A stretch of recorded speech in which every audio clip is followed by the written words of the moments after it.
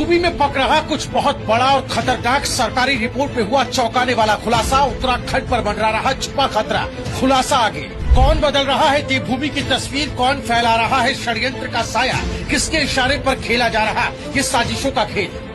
देवभूमि जहाँ मंदिरों की घंटियाँ गूंजती है, जहाँ गंगा की धारा बहती है, जहाँ शांति और संस्कृति बसी है, उसी उत्तराखंड में अब एक डरावनी सच्चाई सामने आई है। ये सच्चाई आपको हिला देगी, चौंका देगी और सोचने पर मजबूर कर देगी। नेशनल क्राइम रिकॉर्ड्स ब्यूरो की रिपोर्ट कहती है अवैध असलहा रखने में उत्तराखंड पूरे हिमालयी राज्यों में नंबर 1 और देश में 7वें नंबर पर पहुंच चुका है।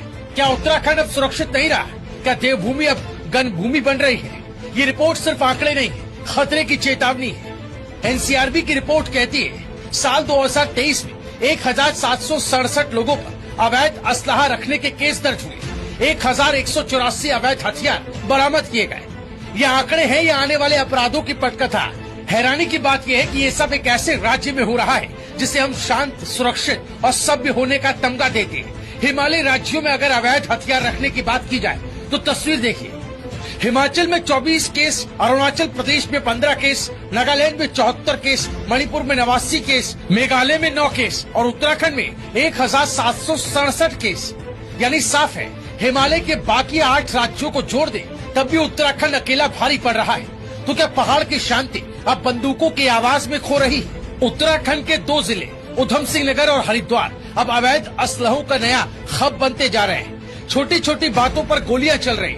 सोशल मीडिया पर हथियारों की तस्वीरें पोस्ट कर माचो दिखाने की बीमारी बढ़ रही है। तराई के जंगलों में पुलिस और एसटीएफ कई बार अवैध हथियार फैक्ट्रियां पकड़ चुकी है। क्या ये महज शौक है?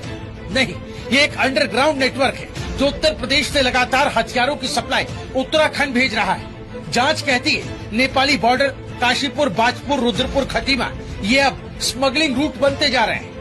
एनसीआरबी डेटा बताता है अवैध हथियार सिर्फ रखे नहीं जा रहे, इनका इस्तेमाल अपराधों में भी हो रहा है। 2023 में हुई हत्याओं में बढ़ोतरी, जानलेवा मामलों में उपयोग, लूट और फिरौती जैसी वारदातों में हथियारों का इस्तेमाल।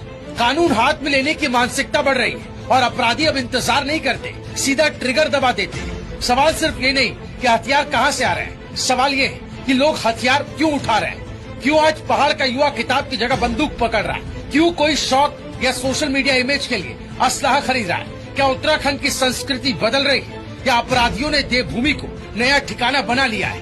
पुलिस कहती है 1767 केस में कार्रवाई की, 1184 अवैध हथियार पकड़े गए।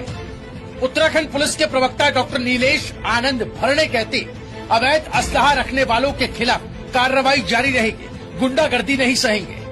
लेकिन असली सवाल ये कि ये फैक्ट्रियां फिर बंद कैसे जाती है, सप्लाई फिर से चालू कैसे हो जाती है? आखिर कौन है इस गन नेटवर्क का गॉडफादर?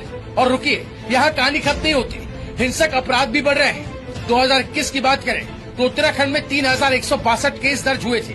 2022 में 3923 केस, 2023 में 3570 केस। लेकिन कार्रवाई, चार्जशीट सिर्फ 58% मामलों में दाखिल हुई। मतलब अपराध बढ़ रहा है और न्याय धीमा। अब ये सोचना जरूरी है, क्या उत्तराखंड अपराधियों की शरण स्थली बन रहा है? क्या अवैध हथियारों का धंधा नेताओं, माफियाओं, पुलिस की नाक के नीचे फल फूल रहा है? अगर आप भी मानते हैं कि देवभूमि को बचाना जरूरी है, अगर आप भी चाहते हैं कि उत्तराखंड में कानून से ऊपर कोई नहीं होना चाहिए, तो इस वीडियो को ज्यादा से ज्यादा शेयर कीजिए। अपनी राय नीचे कमेंट में जरूर लिखिए। और अगर आप सिस्टम से जवाब चाहते हैं तो रायशुमारी को यूट्यूब पर सब्सक्राइब कीजिए और फेसबुक पर फॉलो कीजिए। हम आवाज उठाते रहेंगे।